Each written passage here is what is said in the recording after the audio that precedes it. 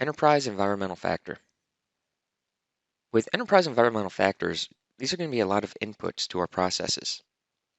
I like to describe these as being a generic catch-all that should basically get you brainstorming about what could affect this process in some type of a way, those things that are not under the control of the project team.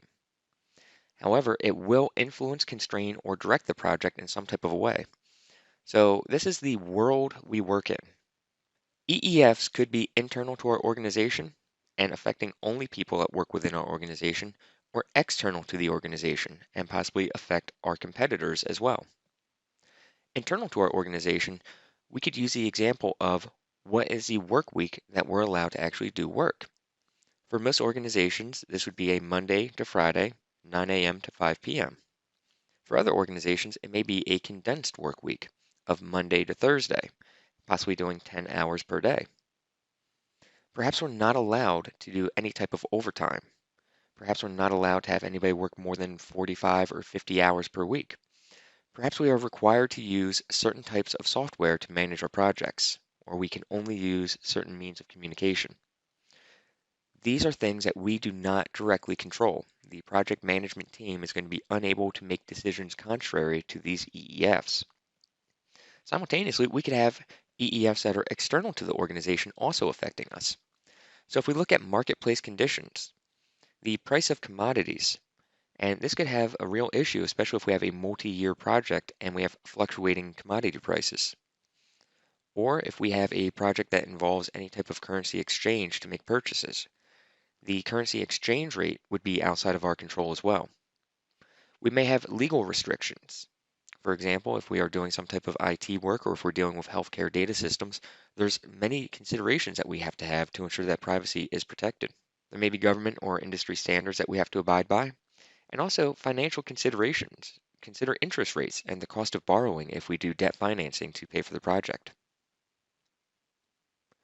With organizational process assets, these are the generic catch-alls that are inputs to processes that basically should get you brainstorming about what could help you. Basically, reduce your learning curve. There's two main categories of OPA. Processes and procedures, such as standards, policies, work instructions, templates, and change control procedures. I do want to go ahead and point out that this kind of bleeds over a little bit into the EEFs. Some of the policies that we may be adopting, we may not specifically care for. However, it still does save us a lot of time because we don't have to write them. Let's take, for instance, a human resource policy. If the organization has a policy that we will hire people using a certain onboarding process and that we have certain predefined pay scales, we can go ahead and adopt that as part of our resource management plan. While that policy may be outside of our control to change, it still did cut down our learning curve substantially because we don't have to write one from scratch. With that being said, we can really start looking at how OPA tend to be specific to an organization. If we do not have a human resource policy at the corporate level, what are the odds that we'd be able to go to a competitor and ask them, hey, do you mind if we get a copy of your human resource policy because I'm getting ready to start a project and I need to hire people? So really, we're only going to be able to pull processes and procedures internally. Our organizational knowledge repositories. This is where we're going to have project files from past similar projects. We'll also have historical information, a configuration management knowledge base, and financial databases. Again, this is something that's going to be extremely helpful and help us cut down our learning curve. If we did a very similar project the year before, I can probably pull the majority of that file to use as a template for this project, and that will really expedite a lot of our planning. Now, again, this is going to be very organizational specific. It's highly doubtful I'd be able to go to a competing organization and ask them, hey, have you ever done a project like this? And do you mind if I see your project files and any lessons learned that you have available? EEF or OPA. This is something that is almost needlessly confusing at times. Don't worry too much about trying to differentiate between EEF or an OPA.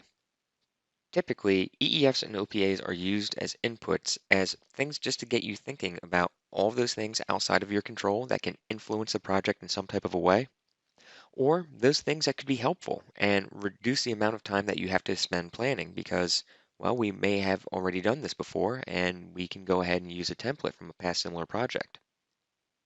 Generally speaking, the differentiator with OPAs is that they are generally unique to your organization. If it's housed in the organizational knowledge repository, it should be an OPA. So think about your templates and forms, your policies, processes, and procedures. With EEFs, EEFs are not always unique to your organization. They're generally intangible. It may enhance or constrain options and will affect multiple organizations. We see examples of some internal and external EEFs. Our organizational culture and employee capability, these are things that we do not have direct control over. With employees, could we possibly train them and enhance their capability? Possibly, but that would probably be a process in and of itself. It's not something that we can immediately do. The external EEFs, industry standards and market conditions, these would affect competitors just the same as they affect us.